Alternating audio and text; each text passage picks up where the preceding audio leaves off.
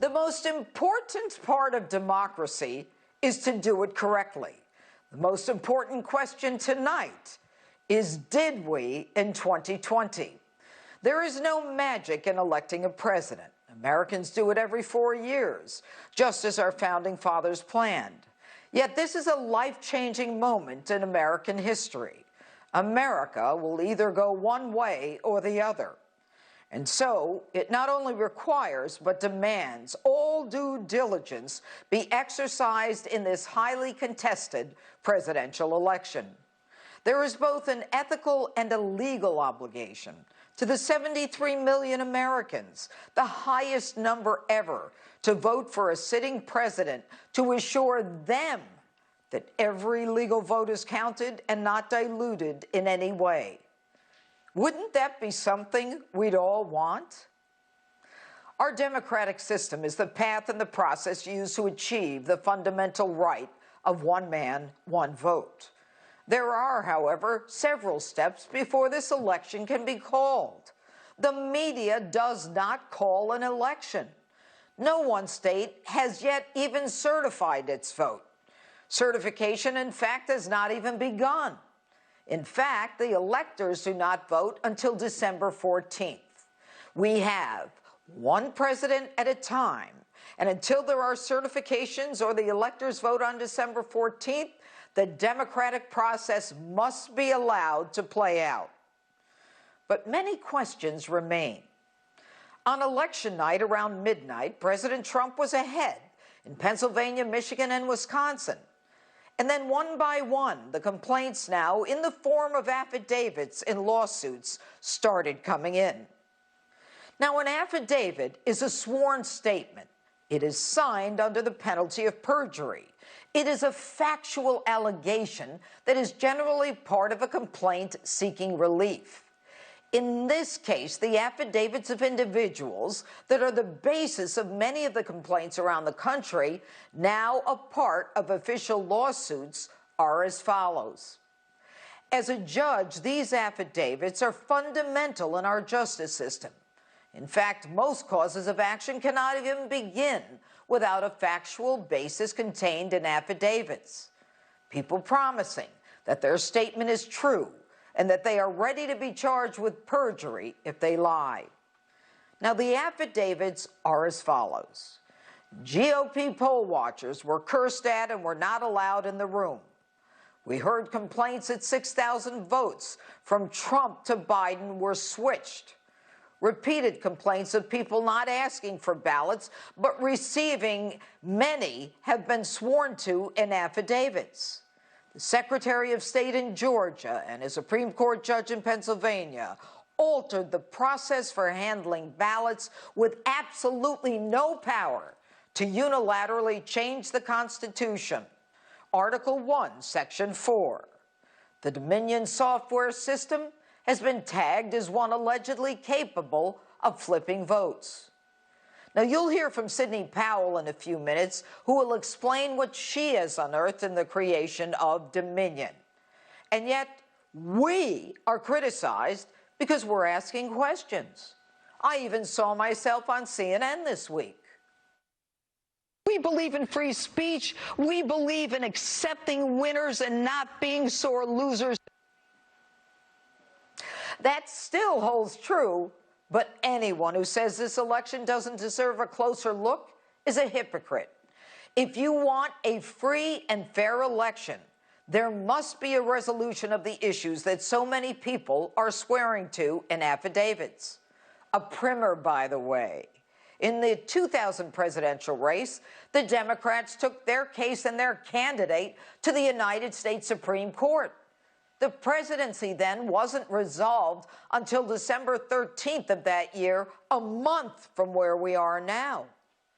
In 2016, Hillary may have conceded, but there were recount efforts in Wisconsin and efforts in Pennsylvania and Michigan where Democrats challenged the votes.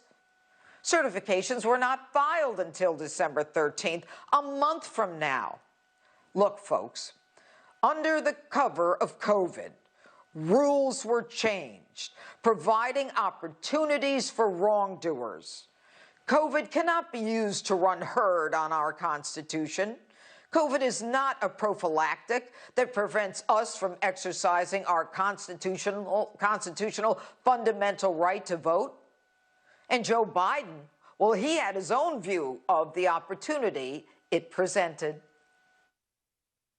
We have put together, I think, the most extensive and inclusive voter fraud organization in the history of American politics.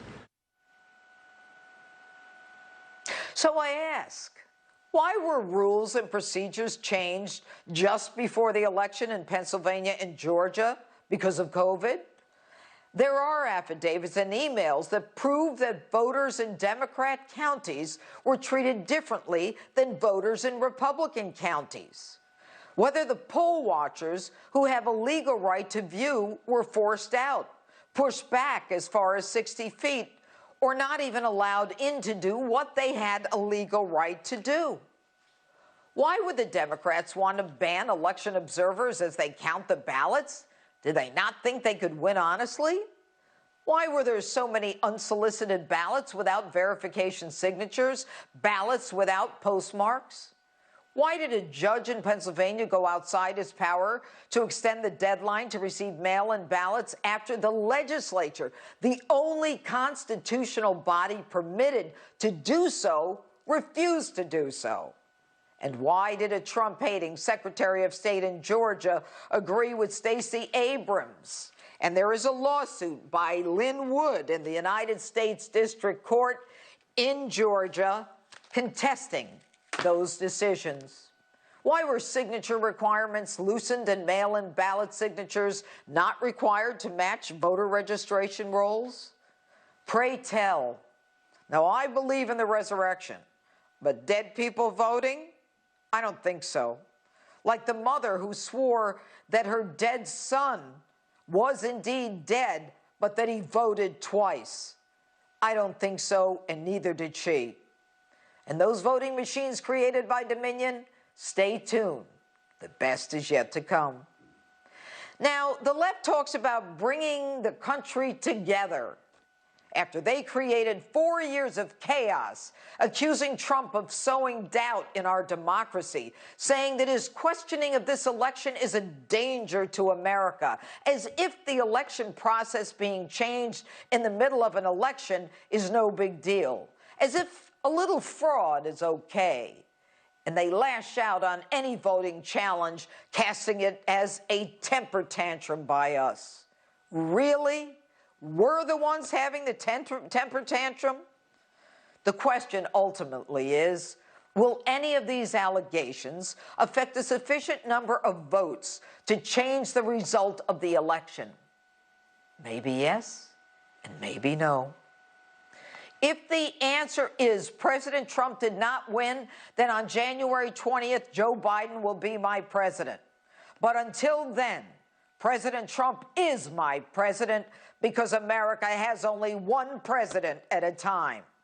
And in the meantime, please don't tell me that we cannot examine the ballots.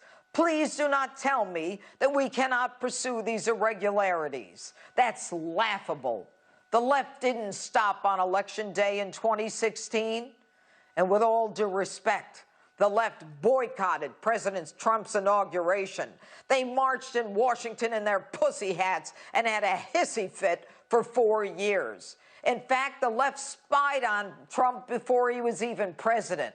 For 3 years, we heard he was an illegitimate president, that Russia tipped the scales in his favor, that he was a Putin puppet, that he was a fascist. We were spit at, refused service, cursed at, maligned, screamed at, boycotted, and canceled.